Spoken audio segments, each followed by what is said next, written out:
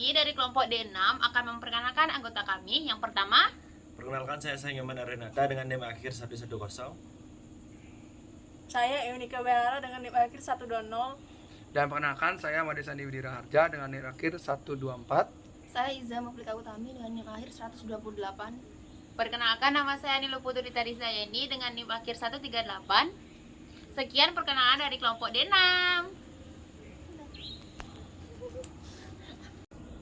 Hai semua, perkenalkan kami dari kelompok 6 kelas D akan membahas tentang kolibasilosis pada babi. Sebelum itu kita akan mendatangkan narasumber yaitu mahasiswa Koas angkatan 2021 yaitu Kak Maha Putra atau kerap disapa dengan Kak Maha. Halo Kak Maha. Halo. Oke, mungkin segitu saja. Mari kita lanjutkan pada diskusi kita yang pertama. Saya serahkan kepada Caca. Jadi Kak, kan kita udah masuk ke teori, tapi kita belum tahu secara spesifik apa itu penyakit kolibasilosis. Jadi apa itu Kak? Kalau simpelnya kalau penyakit kolibasilosis itu adalah salah satu penyakit bakteri yang disebabkan oleh bakteri E. coli. Jadi secara sederhananya seperti itu kolibasilosis. Jadi itu penyebutan untuk nama penyakitnya. Kakak kan udah sering nih turun ke lapangan, jadi kan udah sering ketemu banyak penyakit nih. Kalau misalnya khususnya penyakit kolibasilosis ini, ciri-cirinya pada babi itu gimana ya Kak? Kalau untuk tanda klinisnya pada babi itu biasanya yang paling sering itu diare putih gitu, atau mencret putih. Kemudian nafsu makan menurun, anoreksia, penurunan berat badan, kemudian rambut daripada babi itu, anak babi itu di lapangan biasanya dia berdiri gitu, kemudian kusam gitu. Kemudian bahkan ada sampai yang menyebabkan kematian. Terus apa aja sih penyebab dari kolibasilosis ini?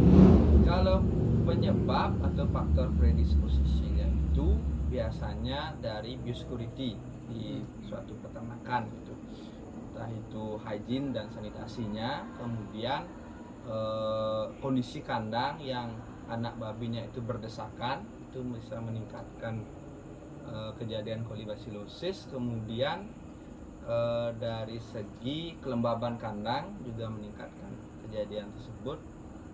Jadi itu sih yang bisa menyebabkan terjadinya kolibasilosis.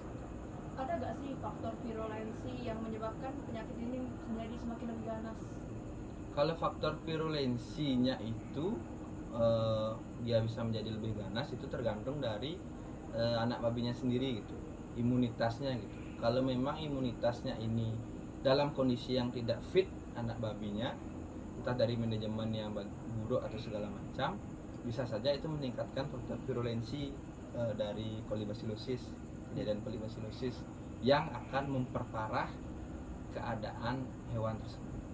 Ada tidak penyakit lain yang bisa dijadikan diagnosis pembanding dari kolibasilosis?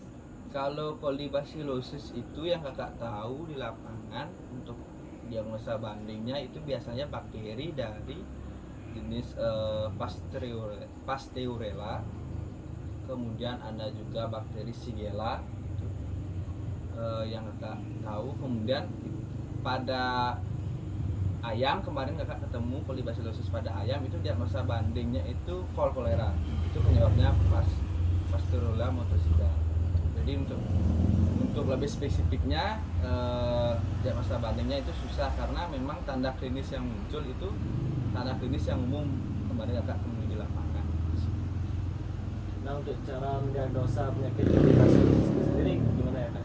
Kalau untuk mendiagnosa kemarin pengalaman kakak di lapangan itu, kalau untuk mendiagnosa secara langsung itu susah karena itu tanda klinisnya tadi umum. Kakak lakukan isolasi dan identifikasi. Kakak lakukan swab feses, kemudian bawa ke lab, kakak tanam di media Na, kemudian tumbuh, lanjutkan ke media emba. Di media emba timbul warna hijau metalik, dan kakak juga lakukan pewarnaan gram. Itu hasilnya itu warna merah muda karena gram negatif dan berbentuk bakal. Itu sih kakak caranya identifikasi kemarin.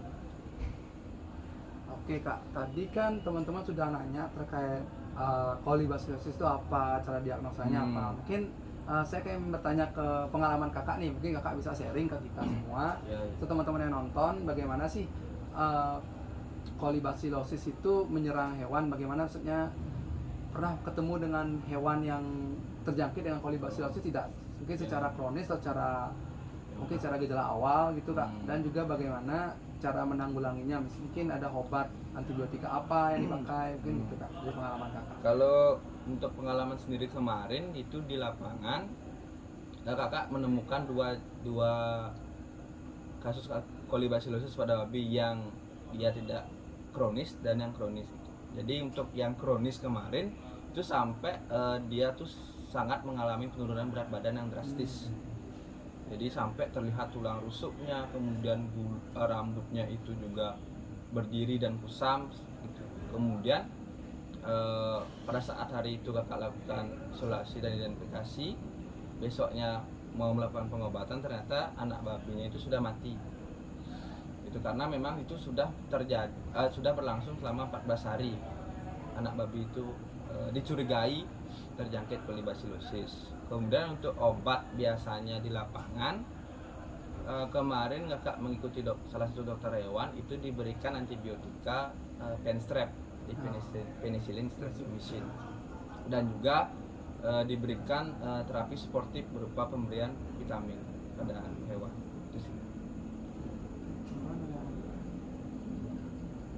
Mungkin tadi sharing diskusi dari Kak Maha juga sebagai gambaran tentang kolibasilosis itu apa dan juga bagaimana menanggulangi dari kolibasilosis tersebut. Mungkin terima kasih Kak Maha atas sharing ilmu yang udah diberikan kepada kita semua juga. Mungkin dari kami kelompok 6, terima kasih kepada semuanya. Terima kasih atas Kak Maha juga.